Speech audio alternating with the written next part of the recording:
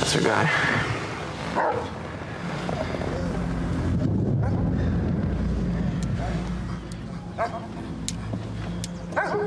Wait, is he blind? He lost his sight in Iraq or something. That's kind of messed up to rob a blind guy, isn't it? Just because he's blind don't mean he's insane, bro.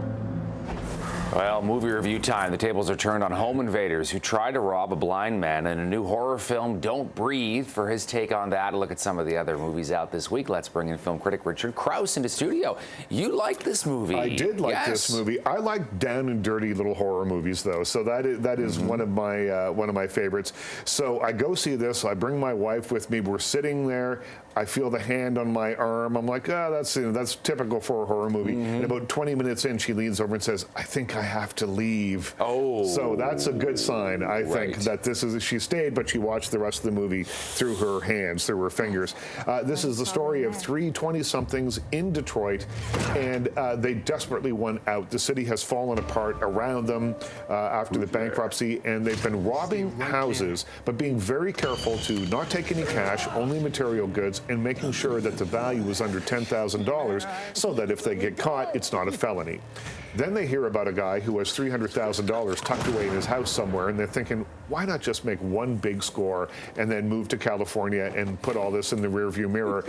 They get to the house. It turns out it's a blind man that lives in the house. They think this is going to be a breeze, and it turns out that he's got skills that they didn't realize. There's way more that happens, but that's all I can tell you without giving some major plot points away. This movie takes or makes really good use of claustrophobia. It makes really good use of the dark, and it's not really about being afraid of the dark. It's about being afraid about what's in the dark. Oh, that's what isn't that always the way, right? That's what you have to be afraid of here. So this, for me, is one of the best horror movies to come along in a little while. There's also a lot of what I call good bug-eyed acting. The actors are like all the time. So it's good stuff. 4 stars. 4 stars Four out of stars 5, for Don't Breathe. Okay, you also have South Side with You. I liked this movie too. So South Side with You is a much different thing. This is a couple of things that come and recommend it right off the top. One of the things is that it's only 80 minutes long. And in a summer that's given us 2 and 2.5 hour long movies every single time out, sometimes you just want a little palate cleanser. And this little tasty 80-minute movie is about the first date of Michelle Robinson and Barack Obama. Oh, interesting. They're working together at a law firm, and he calls it a date. She refuses to call it a date because she doesn't want to be seen as someone who dates the other people at work.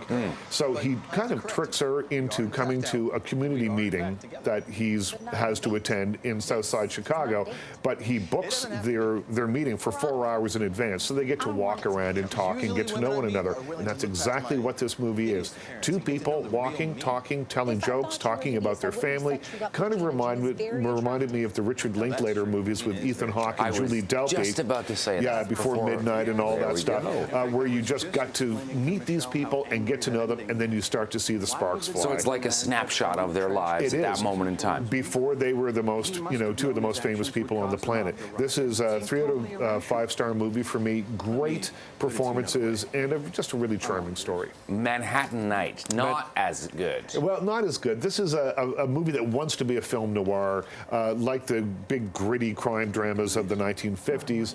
You have a femme fatale, you've got a kind of gruesome murder, you've got a newspaper reporter played by Adrian Brody, and he's approached by a woman that says, my husband was a really famous film director, he's been murdered, help me get to the bottom of this. He's an investigative reporter. He starts to poke around a little bit and then soon find out that he's kind of in over his head. That's all good stuff, except that the story is a little bit preposterous and it takes a little bit too long to get there.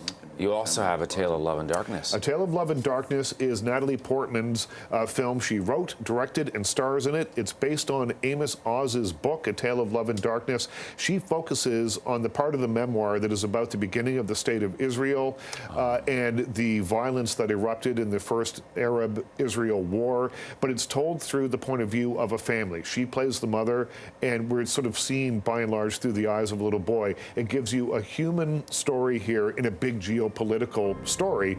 And it's a very handsome film. It's nicely made, nicely written. It is entirely in Hebrew, save for a couple of lines in English. So she's taken some chances here, considering that she is a big Hollywood movie star. She's the only actor probably that you've heard of in this thing, but it's nicely done, and it bodes well for her future directorial efforts. Richard Crouse here in studio on this Friday with his movie reviews. Great to talk to you again. Thank you, Richard. Nice to talk to you.